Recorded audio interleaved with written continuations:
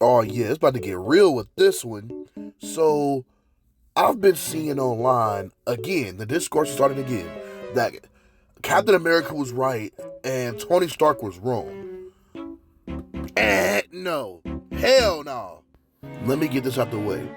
With the Sokovia Accords, yes, Tony did do that out of guilt. But they weren't wrong. They were causing mass damage. They were accidentally killing people. There's a, like, come on, they were doing that. But the crazy thing is, Tony had a plan. Tony had a plan to fix it. He just said, just sign it for now, and we're gonna figure this out. So yeah, let's not act like Captain America wasn't just being stubborn and a butthole. He realized that in the movie. He literally said, maybe I'm being too stubborn. Maybe I should, man. Second, Tony Stark was completely in the right for trying to go and kill Bucky. Yes, it was irrational because, yes, he was under mind control and Bucky did feel guilty about it. But the person that killed your parents is right in front of you, and you're gonna be like, no, let me be calm. And your best friend knew for over 2 years who killed your parents, and he's trying to defend the person that killed your parents, and then they proceed to jump your ass? Boy, hell no. Hell no. Team Tony, Team Iron Man. And Team Iron Man introduced goddamn T'Challa and Spider-Man. Yeah, Team Iron Man all day. I don't want to hear that. Also, at the end of the day, Iron Man was right. So, okay, so I'm back for part 2. Now, let's get into the real reason why Iron Man is right. The Sokovia Accords. Alfred, Tony, and Cap agreed with each other at the end of the day. Tony said, just sign these papers so there would be no trouble later on. He's going to try to debate something to get the Accords changed. Cap literally was going to sign those papers. He was literally about to, but then Wanda got brought up. And he was like, you know what? No. He even was going to sign them before until he went to Peggy's funeral. Her speech was, stand on what you believe in, even if no one else believes in it. Or, I don't remember the exact quote, but yeah, that. It's a subtle change, but that's what he did. He literally was like, you know what, now I'm not going to agree.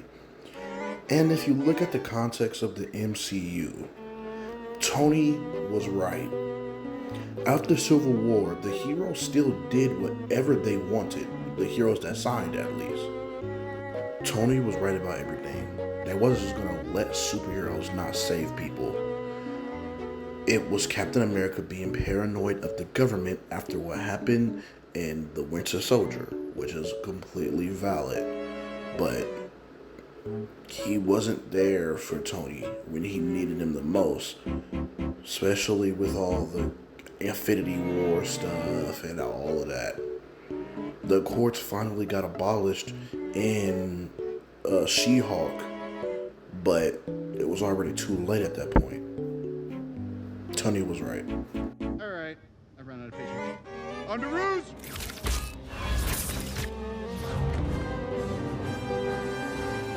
Nice job, kid.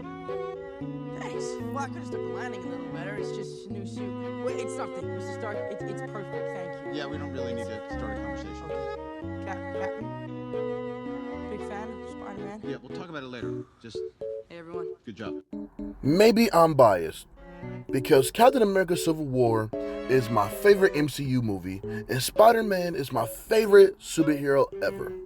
But this has gotta be top 5 best superhero introductions ever. I don't want to hear it. I don't want to hear it. I don't want, like, come on. And you want to know why? It's not this big extravagant reveal. It's just simple. Like Spider-Man. Spider-Man as a concept as a superhero is a simple person. Why does the MCU Spider-Man get so much hate when he did nothing wrong as Spider-Man? I get it, they associate him too much with Tony Stark. Whatever. But that's just taken from the storyline from Civil War. But Spider-Man in the MCU is much more naive and much more young compared to that Spider-Man.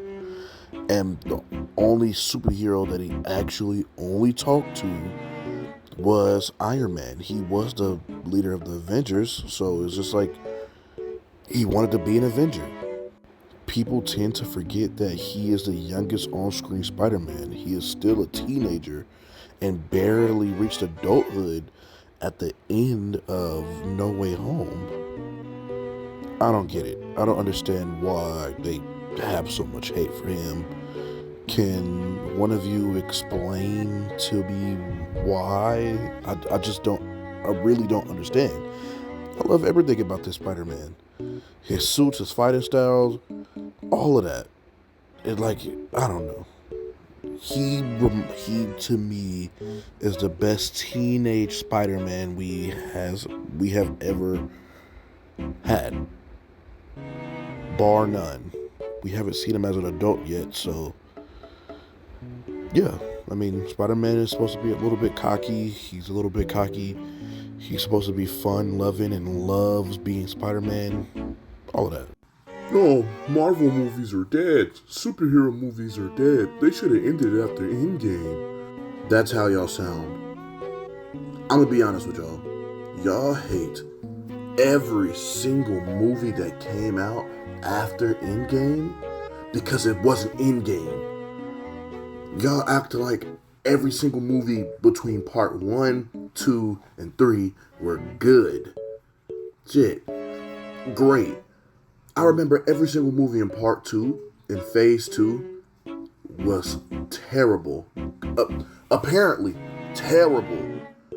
You had Iron Man 2, 3, Thor the Dark World,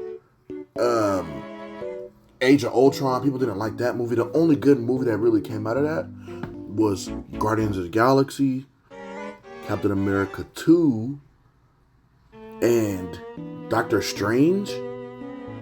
Y'all didn't even like Ant-Man. So no, I don't want to hear Marvel's dead, no. The only reason why people are getting superhero fatigue is because COVID. COVID ruined everything. They had a whole rollout for these movies, but it got ruined because theaters were closed down for 2 years. They ruined the schedule and rollout of most of these movies. And what Marvel wanted to do, they wanted to make TV shows so they can have some type of income coming in. Don't say that it was because Marvel was bad. Their workers got overworked and they wanted to make TV shows on top of movies and it got bloated. It's not that it's bad. Like, I don't know. Y'all complain about everything that Marvel do now.